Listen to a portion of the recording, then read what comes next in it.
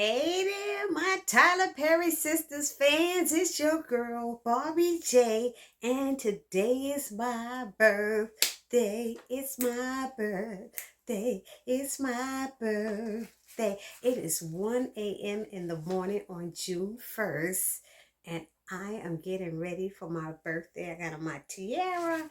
I got on my birthday queen sash, and I'm about to give y'all this Tyler Perry Sisters Season 6, Episode 1, Straight No Chaser, review, recap. Okay? So, we can sing to me later. But let me give y'all this recap real quick, and we can get on with the party and the festivities, because I got a serious party planned for myself.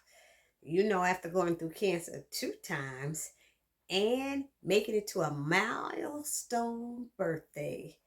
Your girl is about to set it off, and I'm going to have a wardrobe change and everything else. I'm going to see if I get my friend Ty to video it while we're in the venue, see if he could go live, later tonight around 7, 8 o'clock on Eastern Standard Time.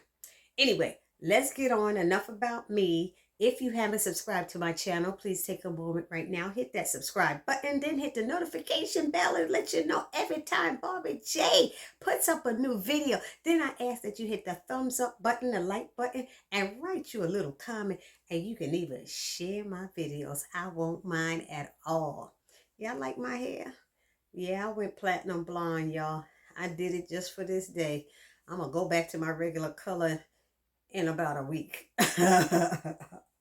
Anyway, so it starts off, I had my issues with this, and I'm sure all of y'all did. So it starts off with Maurice. He shoots Q in the shoulder. It looks like it's in the shoulder. And Q like, I'm dying.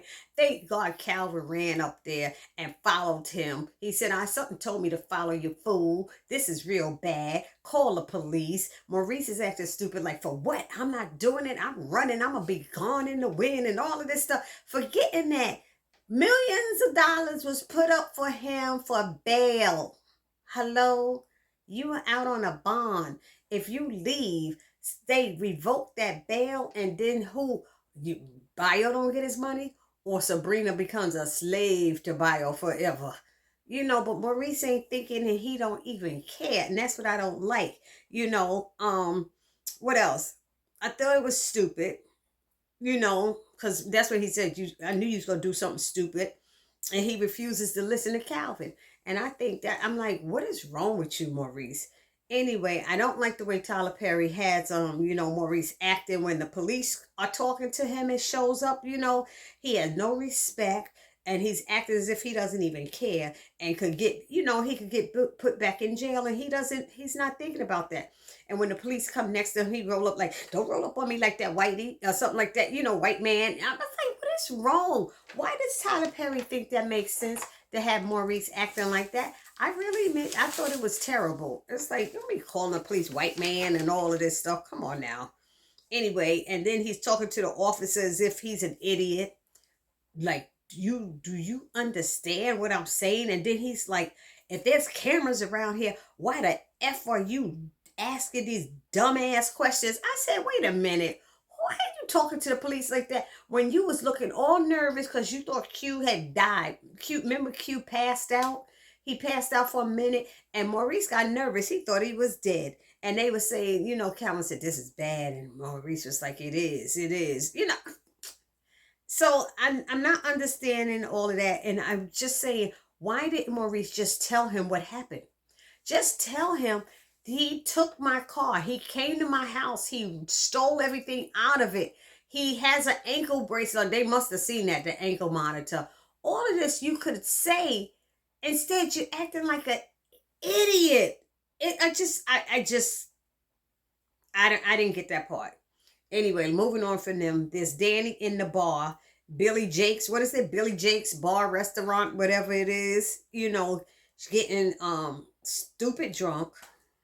That's what she was getting. And Tina, the bartender, takes her car keys from her.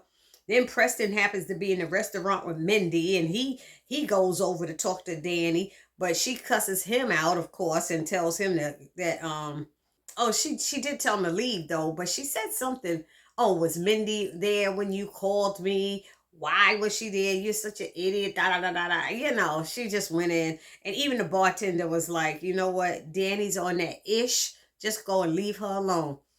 And he was like, fine. You know, he kept telling her, don't be that way, but that's the way Danny felt like being.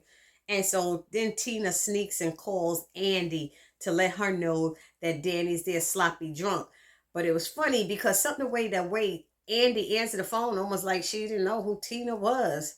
So how is it that Tina has Andy's phone number? You know what I mean? So anyway, yeah, y'all know I pick out on all that stuff. So Andy said, okay, I'll come back. I was on my way home, but I'll go back there. She called Sabrina first. I was surprised she called Sabrina first, told Sabrina. Sabrina said, I'll meet her. And then she called Karen. Karen said she'll go back. And then they went there, to see their friend and check on her. But then in the meantime, they got Zach and Fatima in bed having an adult conversation and joking around about, how many partners they've had in their lifetime. And of course, Fatima said 7, but she probably was lying just to shut him up. Then he went to sleep. He didn't want to talk about it. But then he was talking about, they were talking about his baby mama drama and stuff. And, about maybe what if this chick ain't treating his son right, and she's, Fatima's like, well, maybe we'll have them over to dinner together, see how they act. And then we'll go over their house like that. And I was like, wait a minute. We all kumbaya in here. Wasn't like a couple of weeks before episodes she was mad because there was a picture of Karen kissing him on the cheek and it looked like he was kissing Karen. I was like, what just happened? Did we forget all about that? I mean, this is not making sense to me. Then we had the girls showing up at this place, Billy Jake's, and Danny is mad at Tina for calling them, and they all admitted that they're all dealing with stuff and that, she was right with what she said about them or something like that, and about their stuff, whatever. They said we all got stuff going on, and everybody gave their little speech and stuff, and then they also let her know that they love her, which we knew that and stuff, and they apologized how they made her feel, so that was good. And then what happened? Then drunk Danny and her drunk self wants to go over to Preston. But before she does that, something Karen said. Didn't she say, somebody put it down in the comment section. Didn't Karen say something about like she has another appointment for another type of test that could tell the embryo of who the baby daddy is? Because all this time she's telling them it's Zach, but somehow now she's admitting that she really didn't know. Did she really just admit, y'all, that she really didn't know? I guess so. So she's growing. She's growing. That's wonderful. So they said they're not going to let her get away with not going to that appointment. So Danny goes over to Preston and Mindy, and the girls let her, and she sort of makes a fool of herself, but also she tries to school Mindy on how she should be treated, by Preston, and I think any man in general or whatever. So then when they finally decided they've had enough and she's done enough, they decide they're going to go over there and get her and take her home. So Karen bounces because she want to go check on the salon. Andy and Sabrina going to go over there, but Andy's like, wait, got to get this phone call. And it's Gary in her bed with flowers, butt naked with flowers all around him, rose petals on the floor leading up to his chimichanga. Just chimichanga, I don't know why I called it that, but that's what that is. And so, but then I'm sitting there going, wait a minute, how is he at her house? When it ended before, wasn't Gary and Hayden in the office? What happened to Robin? There was no mention of Robin or Hayden or that money. And I'm like, did Robin just disappear? Did we not have closure to that scene, to that storyline? Something just happened. TP, what you doing now? And so then anyway, they go over there and get Sabrina and pulls her away. I mean, they get Danny, pulls her away, and Preston was in the middle of telling Danny that he'll take Mindy back to the hotel and then he'll come and talk to her. And Mindy's like, I just wanted to make sure that he's sure and he's clear on his feelings before we get married. And Danny's like, what? What? She can't believe it. But anyway, that was that scene with them. And then who else was next, y'all? Who was after that? I think, oh, Aaron. Oh, this was a good one. Aaron calls Karen and she's driving to check on, the salon, and he wants to talk. So Karen swings by her apartment to talk with Aaron. But while on the way, she calls Pam. Oh, Pam, you hear going, yeah, and she doing all of this. She in the middle of having sexual relations with someone, and Karen, and she answered the phone. I guess it was the right thing to do. And Karen's acting like she don't realize what's going on. Talking about, what you doing? Why didn't you go? Didn't I tell you to send me that picture? And when she realizes she's having sex, she's still like, send me that video now. Send it to me. I said, how you telling her to send it? She video in the middle about the bust a nut come. Well, he gonna bust a nut. She about to come. It's just like, really, it wasn't making any sense. But she said, okay, I will. So Karen gets there to Aaron. She gets to her house and she meets with Aaron. That's what it is. And she won't let him in. She's like, we gonna talk out here. And she asks him, what was that all about with that woman? And he claims he started seeing her a bit while with Karen. How was the preacher seeing somebody else while he's seeing Karen? Wasn't he trying to sleep with her too?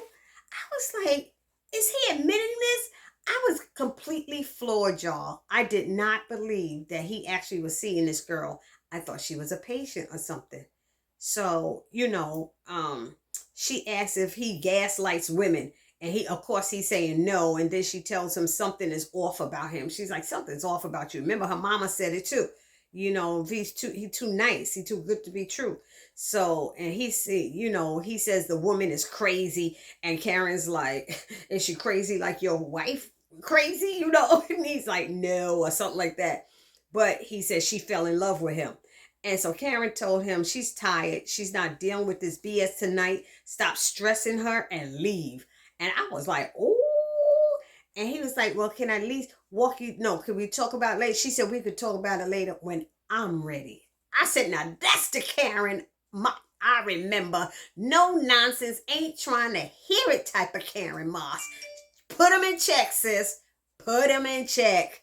So anyway, she's like, he's like, can I walk you to the door? No, I don't need you to walk me to no door. She was like, all I need you to do is leave. I said, oh.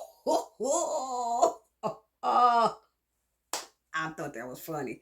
Anyway, so, but my question is, why was that chick calling him John? Somebody put that down in the comment section. Because if he was seeing her, why did he tell her his name was John and not Aaron? Are we going to say John is his middle name? Are we going to play that game? That doesn't make any sense. That's why his story's not making any sense. And then we have a scene with Maurice and Calvin. They get home and they're discussing Maurice's stupid actions, and they want to know why. I want to know why he didn't just, like I said, I wanted to know why he didn't just tell the police what happened with the car. What actually happened instead of being an idiot. Meanwhile, he's mad at Calvin, who's showing concern for Q being shot and Maurice possibly going to jail. And then it ends with Pam sending Karen the video, and Karen's like, Pam, you don't see that curling iron with the red light on? She said, yeah. She said, you left it on. She said, oh, I thought that was the cooling period. So, out of fairness for Pam didn't even realize that the red light means it's still on. I don't know why, but she doesn't do hair. She's just a receptionist. She thought it meant it's the cooling period. So maybe it is her fault that the salon burns, but she didn't realize that that's what that curling iron light meant. So I don't know if Karen could be mad at her because I guess she never taught her about the equipment. I mean, I seem like a junior high school kid to know that light means it's still on. A red light means it's on, or there's a problem or something. Anyway, so what ends up happening is Karen hurries up and runs over there. She drives over there and she sees all this smoke and in her salon, and she hurried up and get the keys, opens the door and runs in to get a fire extinguisher. Never calls 911. That's the first thing she should have done, is call 911, then rush in there. So she rushed in there with that fire extinguisher that obviously is not working properly or something like that. And she gets overcome by smoke and passes out on the floor right near the fire. And that's how it ended, y'all. So y'all let me know what y'all thought about this episode. I'm sure I missed something in there, but y'all know I have an excuse. It's my birthday. It's my birthday, everyone. It's my birthday. I am the birthday queen. I will see you guys in the next video. Please don't forget to subscribe for my birthday. I love you guys. Peace.